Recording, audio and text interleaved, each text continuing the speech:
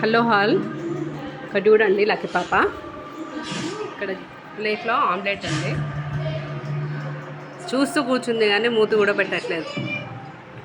Lucky తల్లి ఇది.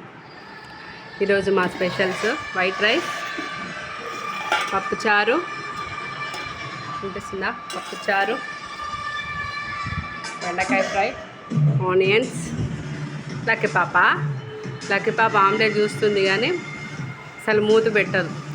అది ఆమ్లెట్ అనే కాదు, చికెన్ అయినా మటన్ అయినా ఏదైనా సరే గిన్నెలో పెట్టుకొని పక్కకు జరిగినా కూడా మూతి పెట్టదు.